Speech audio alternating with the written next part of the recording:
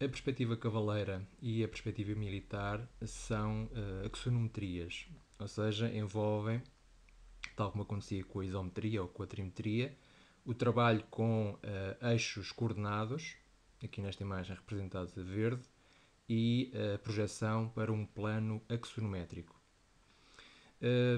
Contudo, a perspectiva cavaleira e a perspectiva militar dizem respeito ou pertencem às axonometrias oblíquas, o que as distingue então das axonometrias ortogonais, onde tínhamos a isometria, a trimetria e a dimetria. O que distingue a perspectiva militar e a perspectiva cavaleira das axonometrias ortogonais reporta essencialmente à direção das projetantes. Nas perspectivas, ou melhor, nas axonometrias ortogonais, as projetantes eram perpendiculares ao plano axonométrico. No caso da perspectiva cavaleira ou da perspectiva militar, as projetantes são oblíquas relativamente ao plano axonométrico. Vamos, por exemplo, considerar aqui um ponto no eixo Y. Por exemplo, aqui um ponto A. Se estivéssemos a trabalhar em em axonometria ortogonal, faríamos passar por A uma projetante perpendicular ao plano axonométrico. Portanto, esta projetante faria um ângulo de 90 graus com o plano axonométrico. Como estamos em axonometrias oblíquas, a projetante que fazemos passar pelo ponto A será, por exemplo, qualquer coisa assim, onde esta projetante embater no plano axonométrico teremos a projeção de A, neste caso será A', mas aqui é importante então reparar que esta projetante é oblíqua relativamente ao plano axonométrico, correto? Que significa que o ângulo que surge aqui entre o plano axonométrico e a projetante será diferente de 90 graus, neste caso será inferior, e vamos considerar que aqui seria, por exemplo, 50. Correto? Portanto, tanto em perspectiva militar como em perspectiva cavaleira, é isto que acontece no que diz respeito às projetantes. Para além disso, e como a imagem, de certo modo, já sugere, os próprios eixos coordenados estabelecem relações espaciais um pouco distintas com o plano axonométrico relativamente ao que acontecia com a isometria ou com a dimetria, por exemplo.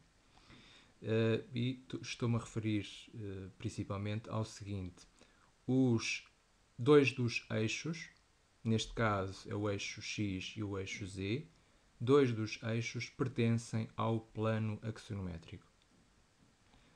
Nesta situação, apenas o eixo Y não pertence ao plano axonométrico, e neste caso esse eixo fará sempre um ângulo de 90 graus, ou seja, será sempre perpendicular ao plano axonométrico.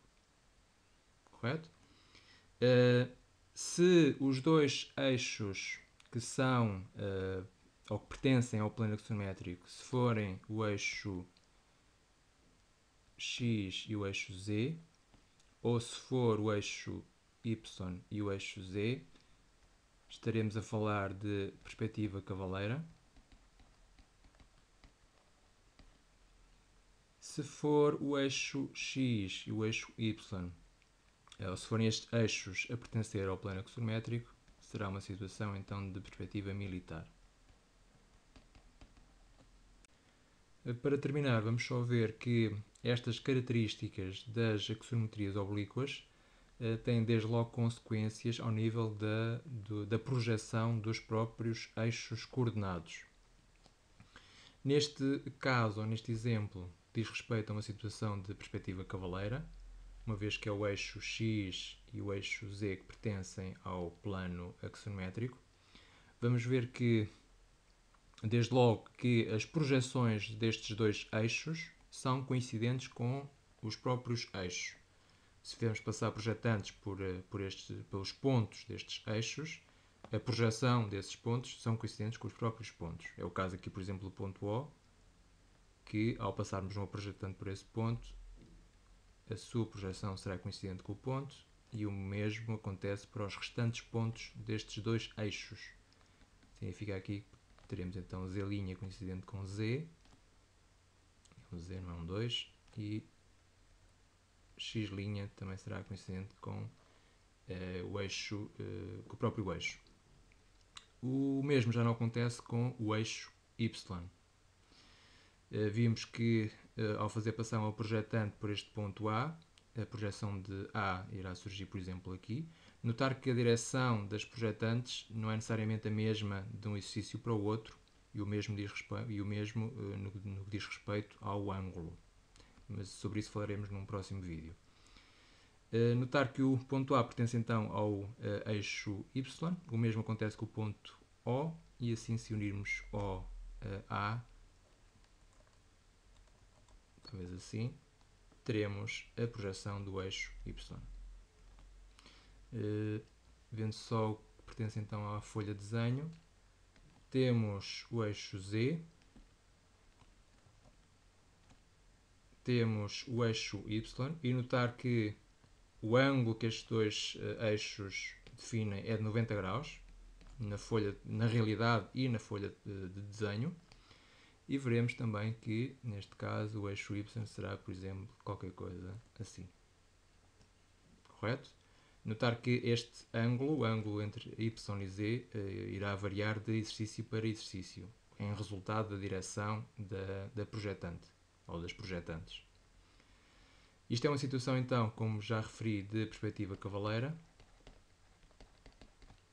Se estivermos a trabalhar com a perspectiva militar, e recordando que nesta situação é o eixo X e o eixo Y que pertencem ao plano axonométrico, teremos, por exemplo, qualquer coisa assim. O eixo X e o eixo Y definem um ângulo de 90 graus. Correto? E depois teremos o eixo Z. Geralmente o eixo Z ficará na vertical. E aqui teríamos um exemplo então de perspectiva militar. Já agora termino. Correto? Portanto, na folha de desenho será mais ou menos esta a aparência destes sistemas.